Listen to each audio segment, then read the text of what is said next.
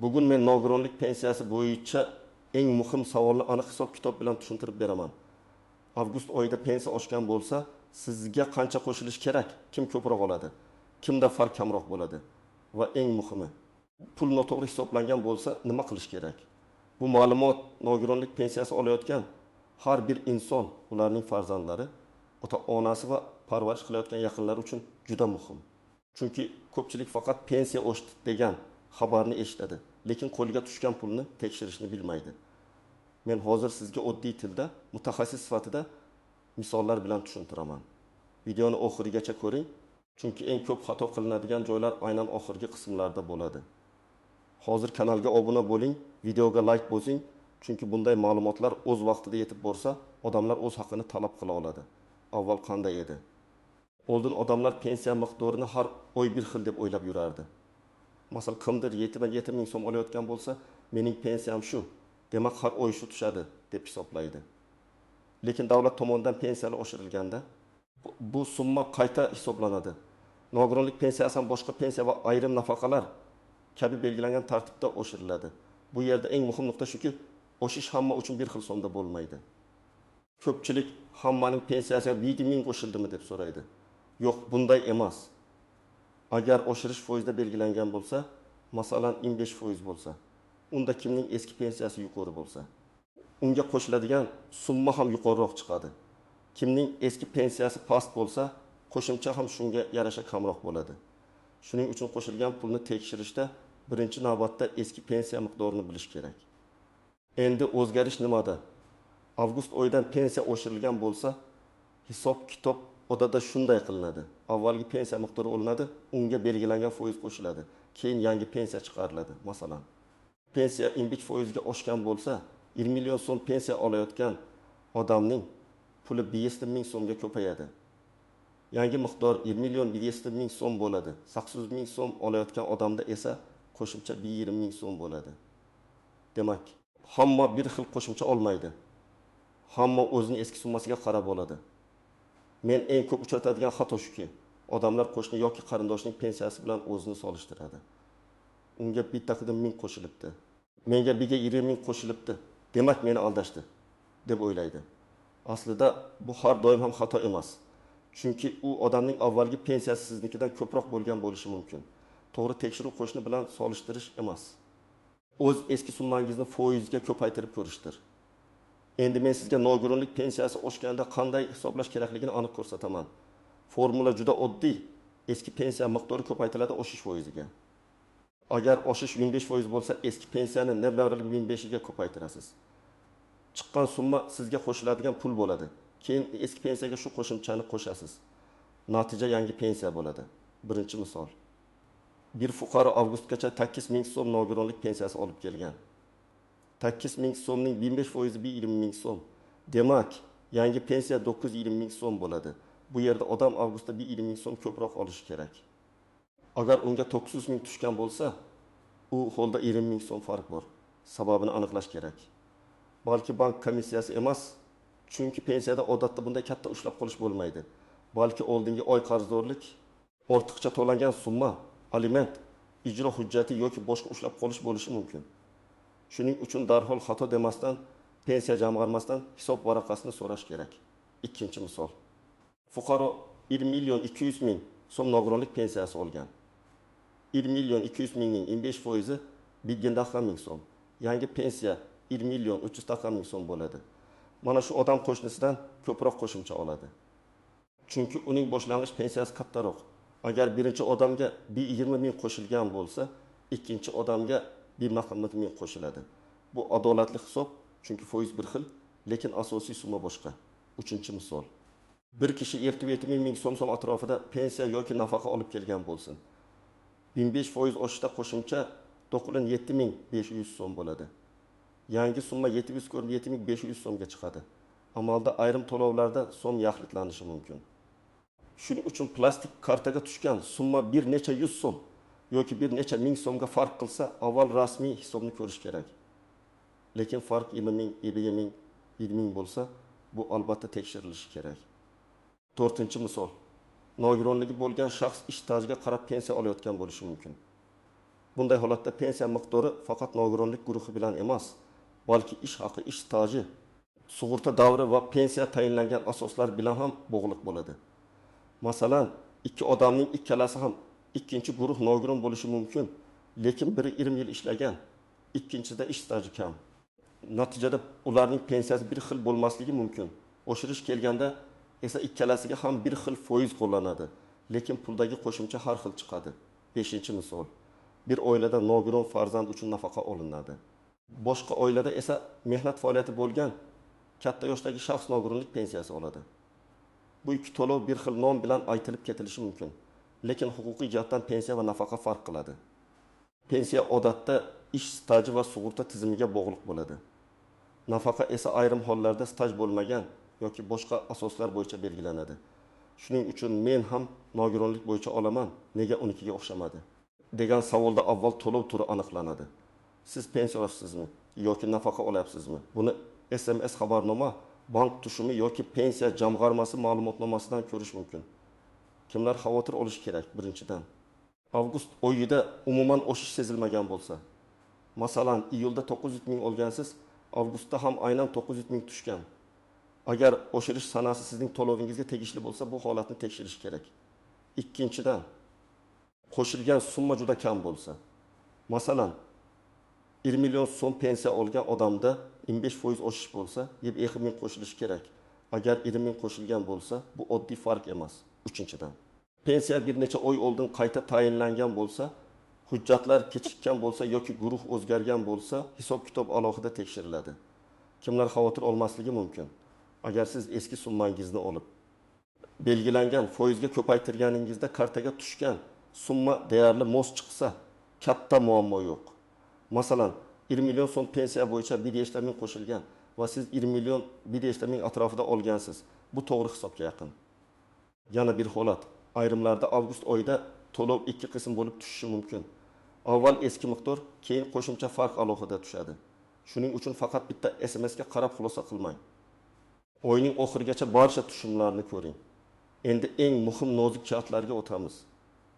Birinchi nozik joy o'shish qaysi sanadan kuchga kirgani. Agar oshirish avgustdan belgilangan bo'lsa, avgust oyi uchun to'liq hisoblanishi kerak. Lekin agar boshqa sana bo'lsa, masalan oyning o'rtasidan kuchga kirsa, unda oy to'liq emas, kunlar bo'yicha qayta hisob bo'lishi mumkin. Shuning uchun rasmiy hujjatda qaysi sanadan degan jumla juda muhim. Odamlar ko'pincha faqat foizni eshitadi, lekin sanani eshitmaydi.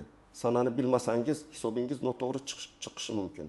Ikkinchi nozik joy, pensiya va nafaqa aralashib ketadi. Nogironlik pensiyasi deganda ba'zi odamlar barcha nogironlik bilan bog'liq to'lovlarni nazarda tutadi. Lekin amalda har xil to'lov turlari bor. Mehnat staji asosida tayinlangan nogironlik pensiyasi bor. Bolalikdan nogironligi bo'lgan shaxslar uchun nafaqa bo'lishi mumkin.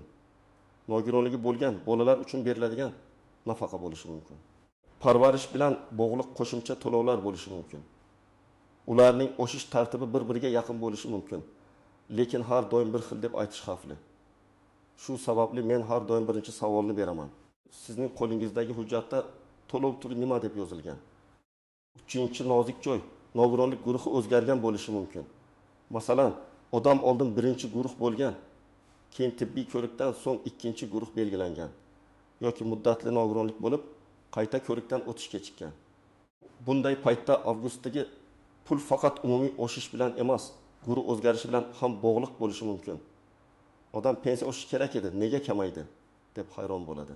Sababi ayrim hollarda pensiya miqdoriga ta'sir qiladigan asos o'zgargan bo'ladi. Bu holatda faqat bank SMS yetarli emas.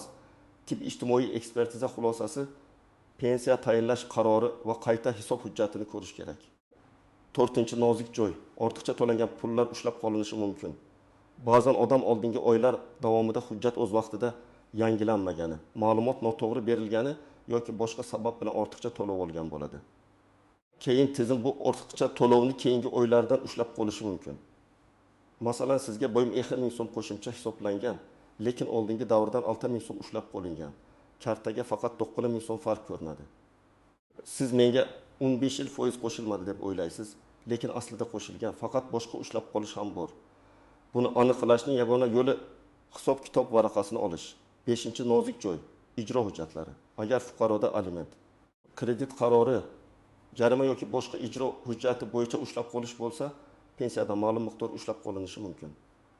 Bunda oshirilgan pensiya ham umumiy daromadga kiradi va ushlab qolish summasiga ta'sir qilish ehtimoli bor. Masalan, pensiya 1 milliondan 1 million 1 mingga oshdi. Lekin ijro bo'yicha ushlab qolish ham oldingidan ko'proq bo'ldi. Natijada qo'lga tushadigan pul siz kutgan darajada oshmasligi mumkin. Bu pensiya jamg'armasining xatosi bo'lmasligi ham mumkin, lekin baribir asosini ko'rish kerak. 6-nozik joy. Bank kartasiga tushgan pul bilan rasmiy hisob bir xil narsa emas. Kartaga tushgan pul yakuniy to'lovni ko'rsatadi. Rasmiy hisob esa pensiya qancha hisoblanganini, qancha qo'shimcha qo'shilganini, qancha ushlab qolinganini ko'rsatadi. Men odamlarga doim shuni aytaman. SMS xabarni dalil sifatida saqlang, lekin faqat SMS bilan cheklanib qolmang. Hisob-kitob tafsilotini oling. Ana shunda siz menga kam tushdi degan gapni taxmin bilan emas, aniq raqam bilan aytasiz. 7-nozik joy, yangi pensiya tayinlanganlar. Agar odamga nogironlik pensiyasi avgust oyida 1-martda tayinlangan bo'lsa, u eski summa va yangi summa farqini ko'rmasligi mumkin. Chunki unga pensiya boshidan yangi miqdorda tayinlangan bo'ladi. Bunday odam hamma oshdi deyapti. Menga alohida qo'shimcha tushmadi deb o'ylaydi. Aslida uning miqdori tayinlash vaqtida oshirilgan bazaga ko'ra hisoblangan bo'lishi mumkin. Bu holatda ham pensiya tayinlash qaroridagi sana va summa asosiy ahamiyatga ega. 8-nozik joy. Pensiya oluvchi vafot etgan bo'lsa yoki to'lov huquqi to'xtatilgan bo'lsa. Bu og'ir mavzu, lekin amalda uchraydi. To'lov huquqi tugagan davrdan keyingi oshirishlar berilmaydi. Shuningdek, hujjat muddati tugagan, qayta ko'rikdan o'tish talab qilingan, lekin o'z vaqtida o'tilmagan bo'lsa, to'lov vaqtincha to'xtashi yoki kechikishi mumkin. Keyin hujjatlar tiklanganda qayta hisob qilinadi. Shuning uchun nogironlik muddati, tibbiy xulosa sanasi va qayta ko'rik sanasini nazorat qilish juda muhim. Endi nima qilish kerakligini bosqichma-bosqich aytaman. Birinchi qadam, iyul oyida qancha pensiya olganingizni aniqlang. Buni bank SMS xabarnomasi, mobil ilova, bankdan olingan ko'chirma yoki naqd olgan bo'lsangiz, to'lov qaydnomasidan ko'rishingiz mumkin. Eski miqdorni bilmasdan turib avgustdagi oshishni to'g'ri hisoblab bo'lmaydi. Ikkinchi qadam. Avgust oyida tushgan barcha pullarni alohida yozib chiqing. Faqat bitta tushumni emas, butun oy bo'yicha tushumlarni ko'ring. Ba'zan asosiy pensiya bir kunda, qayta hisob yoki farq boshqa kunda tushadi. Masalan, 5 avgustda 9 ming tushgan. 1 avgustda 1.35 ming qo'shimcha tushgan bo'lishi mumkin. Agar faqat 5 avgustdagi SMSni ko'rsangiz, oshish yo'qdek tuyuladi. Shuning uchun oyning barcha tushumlarini tekshiring. 3-qadam. Eski pensiyani oshish foiziga ko'paytiring. Agar 25% bo'lsa, eski pensiya 0.25 ga ko'paytiriladi. Masalan, 900 ming so'm olgan bo'lsangiz, 900 mingni 0.25 ga ko'paytirasiz. Natija 2500 so'm. Demak, yangi pensiya taxminan 1.092.500 so'm bo'lishi kerak. Agar sizga shunga yaqin summa tushgan bo'lsa, hisob mos. Agar katta farq bo'lsa, keyingi qadamga o'tasiz. 4-qadam.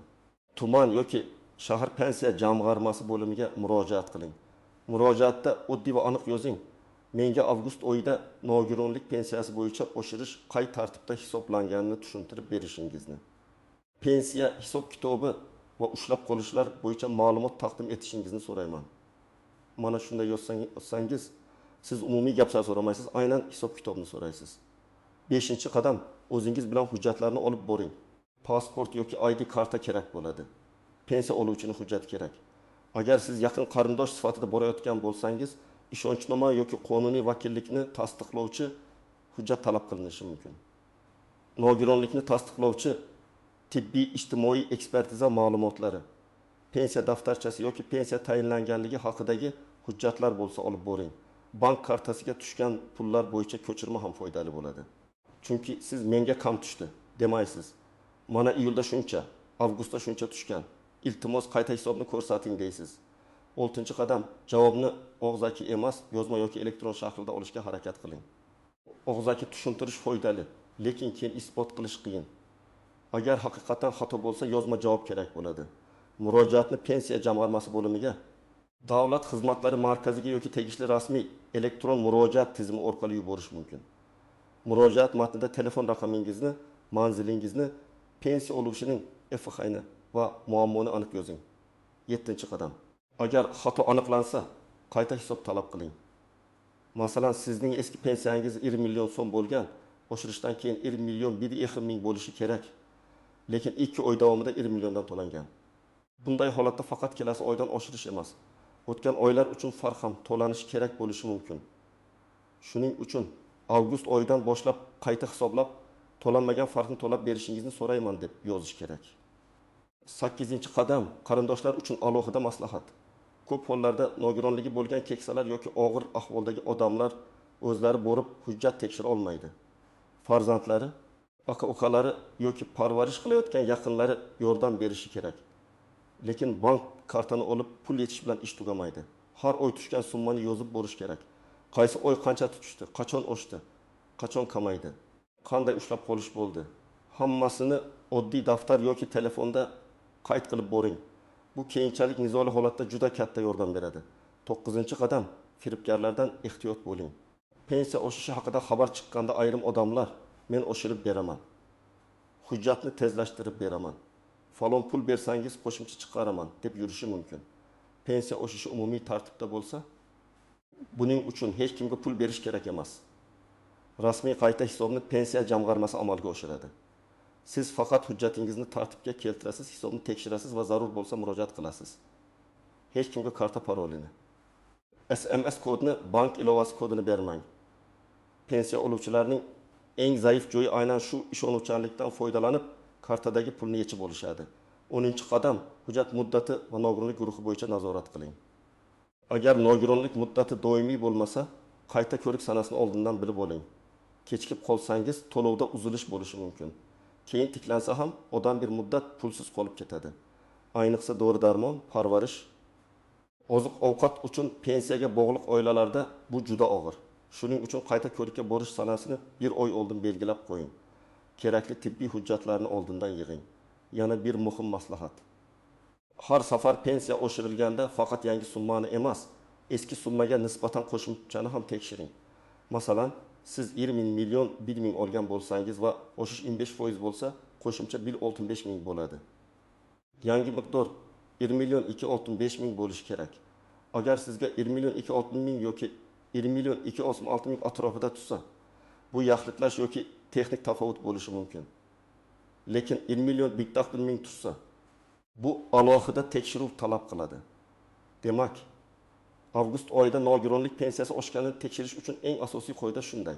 Avval eski pensiyangizni aniqlaysiz, keyin belgilangan foiz bo'yicha qo'shimchani hisoblaysiz. So'ng kartaga tushgan pul bilan solishtirasiz. Hammaga bir xil so'm qo'shilmaydi. Qo'shimcha miqdor sizning avvalgi pensiyangizga, to'lov turiga, nogironlik guruhi va ayrim hollarda ish stajiga bog'liq bo'ladi. Agar summa mos chiqsa, agar farq katta bo'lsa, pensiya jamg'armasidan hisob-kitob varaqasini so'rang. Ushlab qolishlar bor yo'qligini tekshiring. Kerak bo'lsa yozma murojaat qiling. O'z haqingizni bilish uchun yurist bo'lish shart emas, lekin raqamlarni yozib borish va hujjatni talab qilish shart. Sizning hududingizda avgust oyida pensiya qancha qo'shildi? Izohlarda eski pensiyangiz qancha edi? Avgustda qancha tushdi? Yozib qoldiring. Men keyingi videolarda eng ko'p uchrayotgan holatlarni alohida tahlil qilib beraman. Videoga like bosing, kanalga obuna bo'ling va yaqinlaringizga ham yuboring. Chunki bu ma'lumot nogironlik pensiyasi olayotgan har bir oilaga kerak bo'lishi mumkin.